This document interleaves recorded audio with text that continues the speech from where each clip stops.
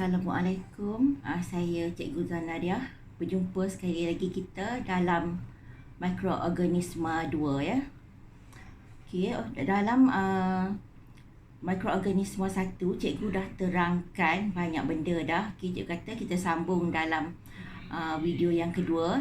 Jadi hari ini kita akan belajar mengenai uji kaji dan latihan-latihan yang boleh keluar dalam topik mikroorganisma. Cikgu harap semua dah bersedia untuk belajar ya.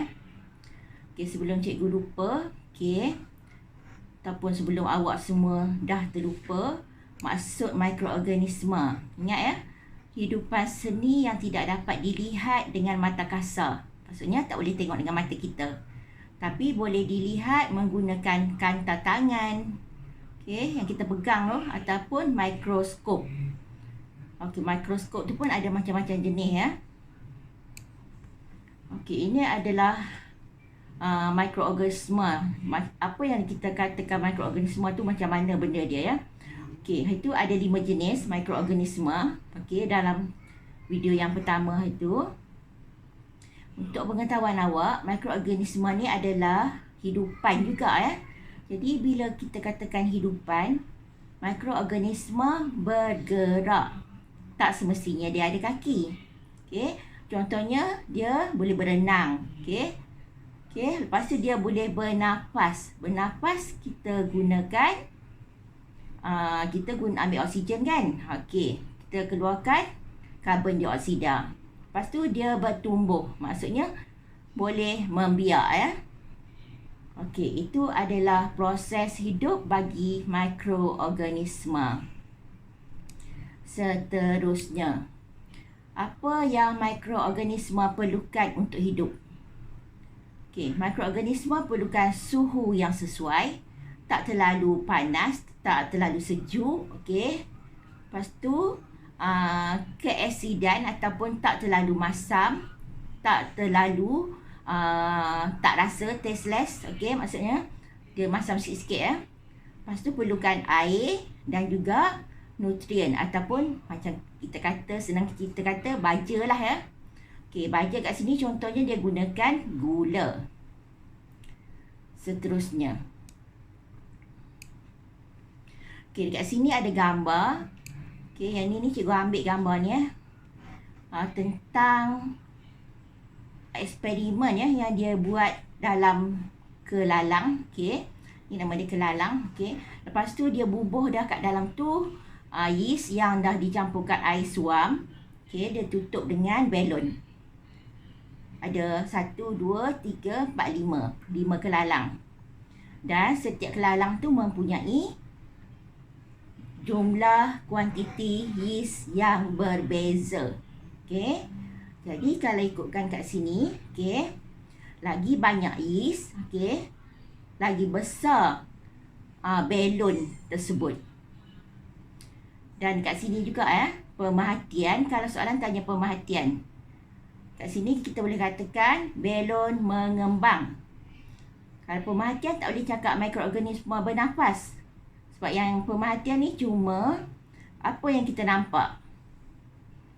Okey, jadi pemerhatian dia balon mengembang ataupun awak boleh nyatakan saiz balon. Okey, kalau dia tanya kesimpulan, barulah jawapan dia mikroorganisma bernafas. Faham ya? Sini ni selalu budak-budak salah jawab soalan. Bila tanya dia, dia kata kesimpulan dia balon kembang. Okey, salah ya. Tengok elok-elok ayat awak. Cikgu dah bagi dah kat sini. Pemerhatian macam mana, kesimpulan macam mana. Sebab benda ni, dua benda ni yang selalu salah dalam jawapan ya. Seterusnya, okay, ini adalah contoh-contoh gambar juga. Okey, yang sini ni, okey, dough ataupun adunan tepung yang belum naik dan yang dah naik. Okey, yang ini ni menunjukkan mikroorganisma bernafas juga ya, sebab dia kembang. Dalam dia tu ada ruang-ruang udara. Okey, seterusnya roti ni. Roti ni warna dia dah hitam-hitam dah. Okey. Menunjukkan ada kulat dan expired date lah tu ya. Okey, bermakna roti ni dah ada kulat roti. Kesimpulan dia, mikroorganisme bertumbuh. Okey, kita cakap bertumbuh ya. Hanya membiak. Okey, ini pun sama juga. Okey, buah mangga ni dibiarkan, okey, mikroorganisme bertumbuh juga. Dia ada kulat-kulat tu. Warna dia pun macam-macam warna. Cantik ya sebenarnya warna dia. Tapi dia tak ada klorofil. Walaupun kehijau-hijauan. Okey. Ni warna biru Okey, seterusnya lagi bawah ni. Ni contoh-contoh ya yang kita buat eksperimen. Okey, kat rumah awak boleh buat eksperimen sendiri. Okey, yang ini adalah contoh mikroorganisme bertumbuh juga. Kulat roti yang telah renjiskan dengan air, lepas tu dibiarkan beberapa hari. Cantik kulat dia, macam berbiji-biji kat sini. Macam ni, bulat-bulat ni. Okey. Okey, mikroorganisme bertumbuh. Lagi setiap hari lagi biar, lagi banyak. Okey, last jadi hitam kan. Okey. Dan mikroorganisme tu, kulat tu, dia berdebu. Okey, ni ada soalan ya daripada buku teks tahun 6. Okey, muka surat 45. Okey, awak boleh buat dah soalan tu. Sama je, kita boleh jumpa kat situ. Jadi kalau awak dah ada buku teks, kita boleh gunakan buku teks ya. Boleh tengok soalan ni. Tengok jawapan awak betul ke salah ya. Sebab cikgu dah suruh buat dah itu kan. Okey, jadi awak tengok jawapan cikgu dengan jawapan awak sama ke tidak. Tapi yang ada dah hantar kat cikgu tu, cikgu tengok ramai yang dah betul. Ada sikit je yang salah kat bawah cikgu tunjukkan. Okey, 7A. Pemerhatian yang boleh dibuat tentang bacaan. Okey, ni sama macam dia tanya pola dia macam mana Okey, jadi bacaan kat sini ni kita tengok suhu larutan ni. Jadi suhu larutan menaik. Okey, berdasarkan pemerhatian buat inference atau sebab. Okey, kenapa suhu larutan menaik? Okey, kerana suhu larutan menaik kerana tindak balas mikroorganisme. Okey. Lepas tu seterusnya, apakah hubungan antara dua pemboleh ubah? Okey. Bila hubungan semakin semakin bertambah tempoh masa. Okey, ni PM awak. Semakin bertambah tempoh masa, semakin bertambah suhu larutan. Cikgu ambil kat sini. Ni PB awak, bergerak balas. Okey, itu soalan nombor 7. Soalan nombor 8 tentang batuk kering ni. Okey, apakah punca penyakit batuk kering? Kat sini pun dia kata dah. Berpunca daripada jangkitan bakteria. Okey, awak boleh ambil situ jawapan dah ada ya. Okey, pada tahun berapakah kes penyakit batuk kering paling tinggi? Okey, kalau ikut sini tahun berapa? 2010 kan? Okey, ini bacaan paling tinggi. Jadi pada tahun 2010. Bagaimana cara kita mengelak dari dijangkiti penyakit-penyakit ini? Okey. Ada yang tulis pakai mask.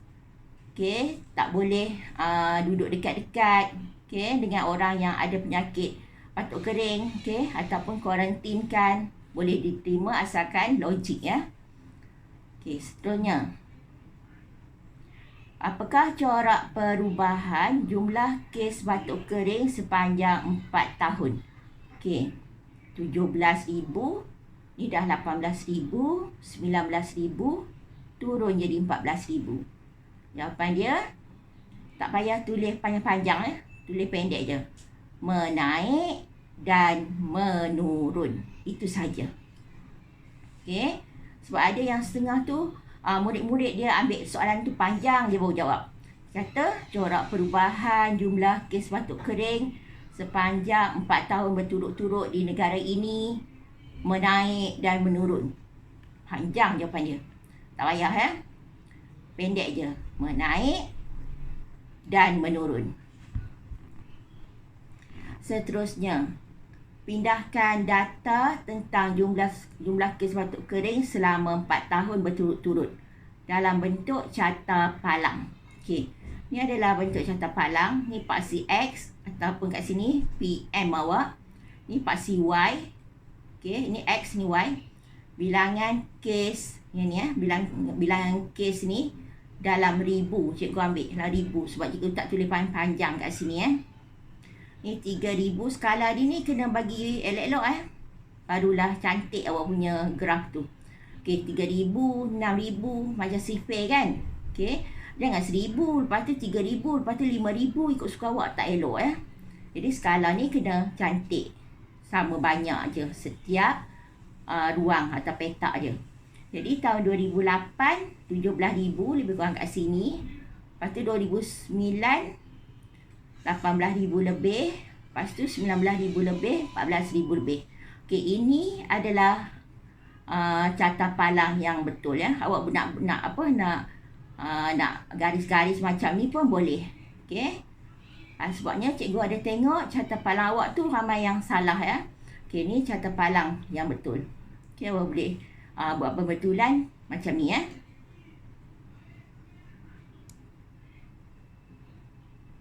Seterusnya, ini ni adalah soalan yang cikgu dah bagi.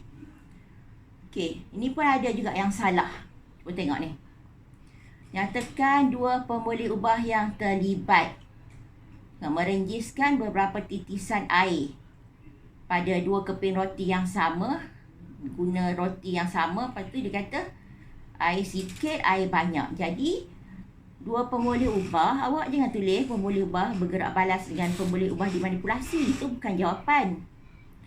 Yang cikgu nak, kalau dimanipulasi apa? Kalau bergerak balas apa? Okey. Contohnya kat sini, jawapan dia kuantiti air. Itu untuk dimanipulasi Yang bergerak balas dia bilangan tumpuk hitam. Itu adalah untuk yang bergerak balas. Jadi itu jawapannya. Bukannya nama pemboleh ubah. Yang tu pun selalu juga tu silap tu. Tolong betulkan Lepas tu satu sebab tentang keadaan roti P dengan Q. Okey. Roti P ni sikit kan? Dia punya tumpuk hitam. Kenapa? Kerana direnjiskan dengan air yang sedikit. Roti Q banyak tumpuk hitam kerana direnjiskan dengan air yang banyak. Jadi mikroorganisme membiak dengan cepat Okey, seterusnya. Yang kat sini ni awak padankan, okey. Salmonella, okey, kat sini, kat atas ni, okey. Awak padankan, tapi cikgu tengok dah ramai yang betul Boleh refer dekat buku teks. Dan dekat sini cikgu bagi lagi contoh-contoh jawapan supaya awak tak lupa. Seterusnya. Ini ni tentang adunan tepung. Okey, adunan tepung ni, okey, dia kata menjalin penyiasatan tentang kesan yeast ke atas adunan tepung. Okey, ni bilangan kuantiti yeast dengan ketinggian dough. Okey, tujuan. Mesti tulis mula ayat dengan untuk mengkaji hubungan di antara kuantiti yeast dan ketinggian dough. Okey, selepas 40 minit. Okey, itu tujuan. Okey, ayat tujuan untuk mengkaji hubungan di antara. Itu tu kena tulis Okey, dua maklumat. Kuantiti yeast satu lagi ketinggian dough mengembang. Okey. Ada 2 jawapan dah cikgu bagi. Okey, seterusnya bina satu jadual. Okey, jadual ni macam kat atas tadi. Macam ni jadual Okey, cikgu tengok semua dah betul dah jadual. Okey, kat bawah ni pun ada ni. Okey. Bilangan sudu yeast atau kuantiti yeast. Okey, berapa sudu. Lepas tu ketinggian dia. Okey, ini adalah jadual. Okey, lepas tu dia kata dalam satu penyiasatan diletakkan 4 sudu yeast.